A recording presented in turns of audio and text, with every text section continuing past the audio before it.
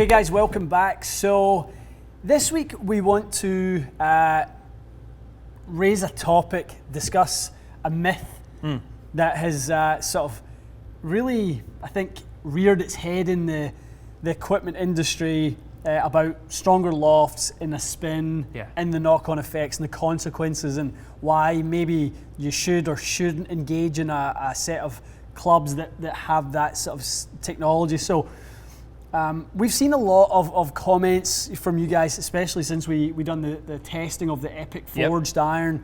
First iron we've ever tested down at 24 degrees. We have to say that.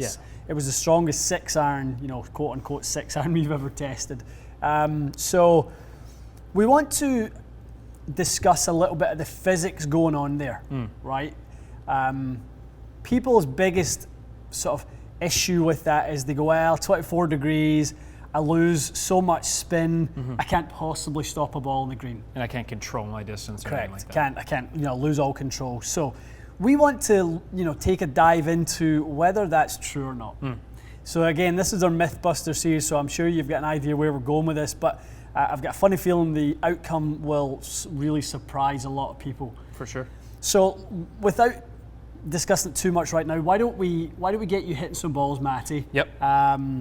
We're going to get you swinging at a little bit of a slower speed. We've done that with you in the past. Yeah, it's been a while, but we're going to get back into it. Yeah, you've been really good at it. So we've chosen 175 yards as a 6 iron distance that you guys, there's a lot of people out there at that number. Would choose that club from 175. Yeah, you'd be right there. So maybe thinking of flying at 170 with a little bit of rollout. So we're going to discuss the sort of launch conditions behind these stronger lofted clubs and what happens with spin. Gotcha. Okay, so why don't we get you hitting a couple of shots? Okay. Now, we're going to use your conventional ball. This is a Strixon XV, the same one. We're going to use your conventional club. Yep. And we're going to hit some shots.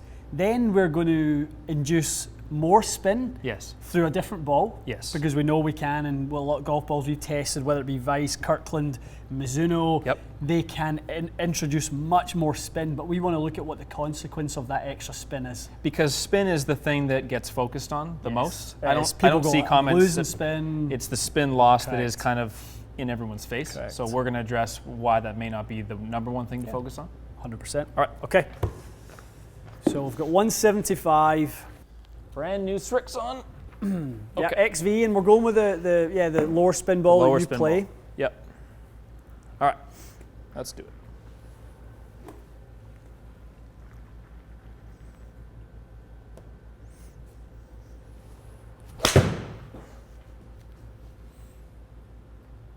Oh, the 170 swing is on fire. Just on fire with that 170 swing.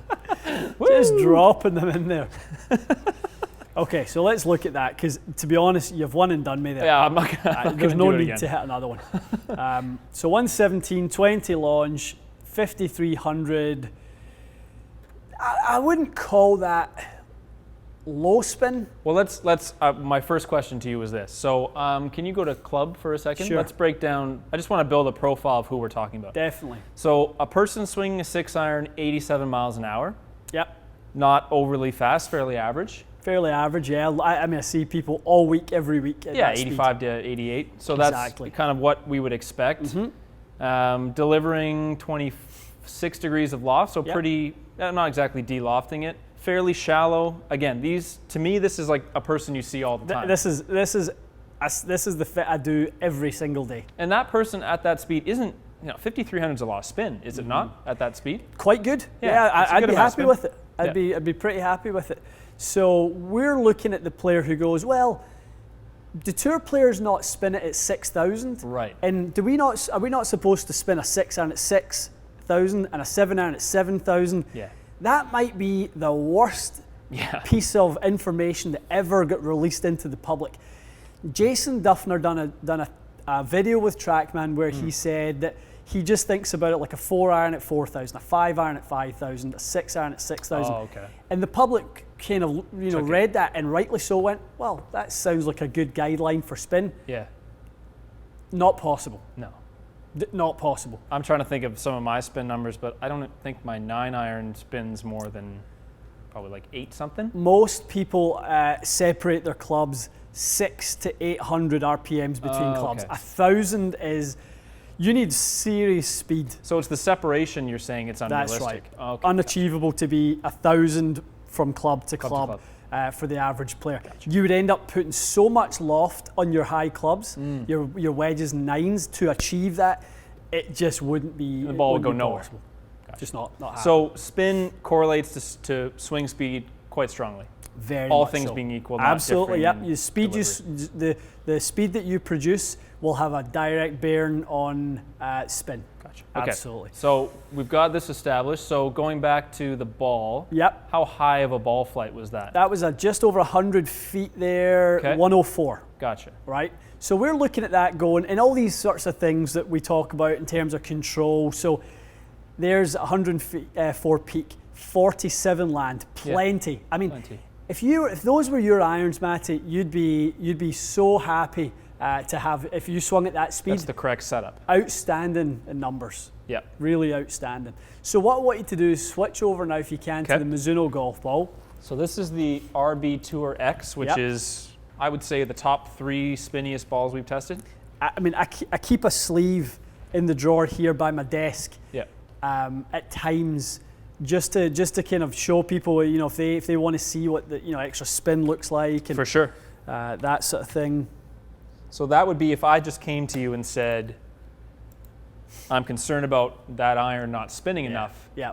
Can you change irons? You go, well, look at everything else, it's quite good. Let me try this first. There's other more effective ways to go about it. Okay. Again, I think I answered a question on Patreon yesterday, Matty, on that. So I think one of our patrons had asked about, should he change the shaft? I think he wanted to change the shaft, and I said, listen, look at loft, look at golf ball. Yeah. Those are your 2 primary factors that are going to influence spin more than anything else if you feel like you need more spin.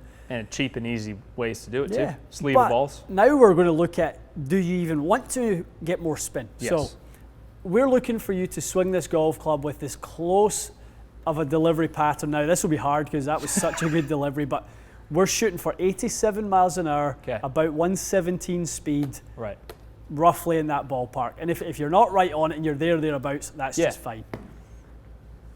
Okay.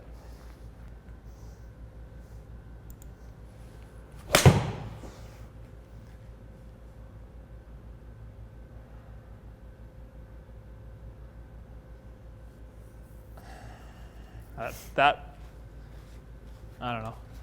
Yeah, that was a really good one. That's more actually. Neutral, no? Oh, that was the same ball speed, same delivered loft again. Let's go back to that one.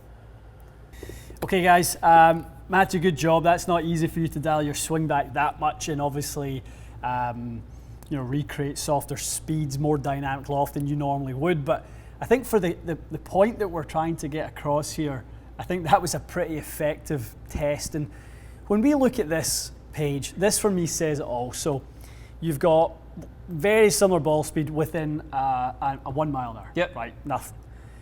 You've got lower launch, higher spin. So people go, well, he must have swung differently. Mm-hmm. And then we look over at club data. You delivered the same amount of loft. To the 0.1 of a decimal, or of a basically degree. the exact same. Yeah. Right. You've got the attack angle was fractionally steeper with when you hit the Mizuno golf ball. Sure, that from a spin loft perspective is a spin widening sort of parameter. But at that amount, not much. Not much, realistically. So back to kind of ball data here. So we're basically able to say that a higher spinning ball goes quite significantly lower than a low spinning golf ball. So that was 18 feet lower in flight. Correct.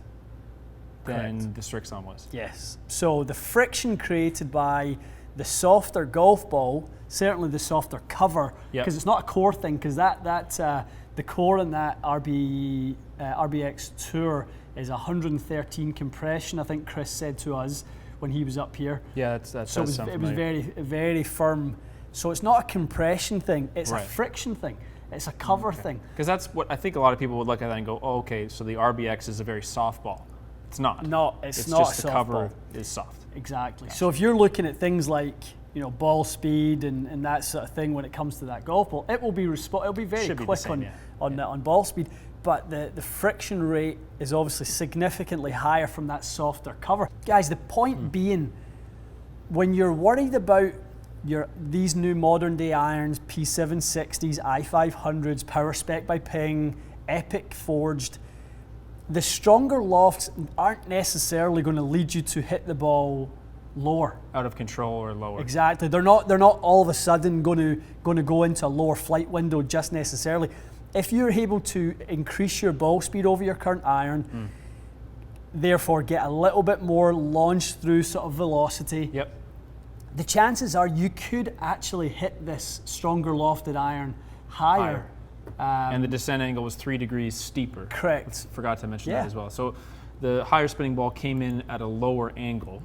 It would basically rely on the spin to stop. Exactly. And if your greens aren't a lot of greens don't really, I don't know, you can't spin the ball on every kind of, some greens are sort of thatchy and they don't really spin. Well, you look at some of the firmer greens, it's not always the spin that stops it. It's the angle of descent that stops it. So if that's coming in 3 degrees shallower, that first bounce is a very much a forward bounce versus, a bounce that stops a little bit.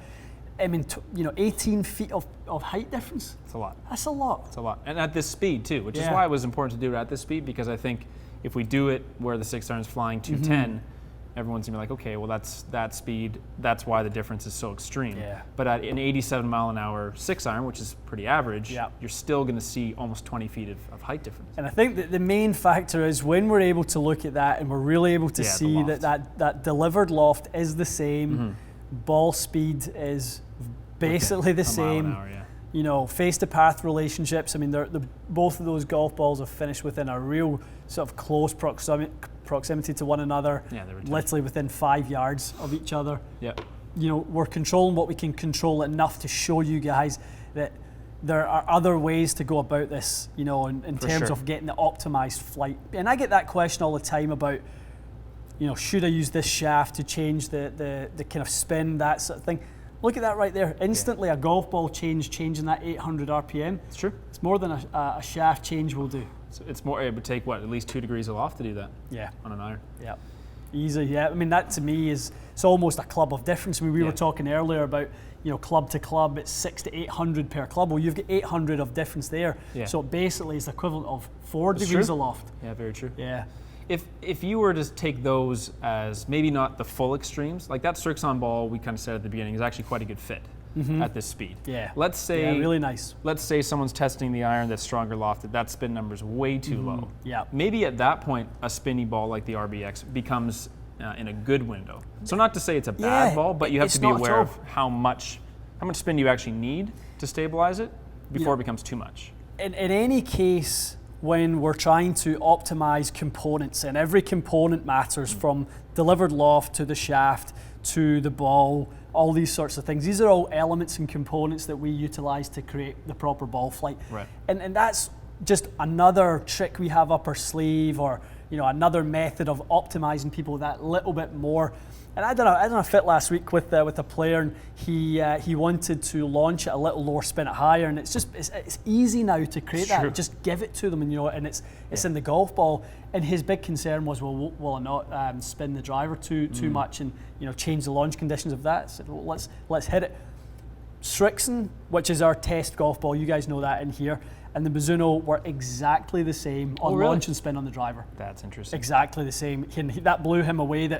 It was friction at the point of utilizing various amounts of loft. You have to have some loft to make it take effect. You gotta have some effect. loft. When it gets down into the wedges and stuff like that, that Mizuno golf ball is a lot of fun because it gives you a lot of spin around the green. So if you're playing a golf course, it's maybe a little bit shorter. The premium is on having a little bit more spin. You're going to want to try a golf ball like that RBX Tour, because it gives you the distance off the tee, but gives you extreme spinning control around the greens. So it's pretty cool to see. That's an interesting little test. So little kind of back into the Mythbusters series, guys, and we want to get some of these topics going. And please let us know if you have any questions that you've always had about equipment or ball flight or anything like that, and we'll be happy to dive in. Yeah, we'll start kind of knocking off a bunch of these questions that we get, for sure. That's it. So, any questions that you've got or anything that's always had you scratching your head, feel free to leave that in the comments. We'll be happy to tackle them. All right. Okay, excellent. Good stuff, guys. Thanks for watching. We'll see you again soon.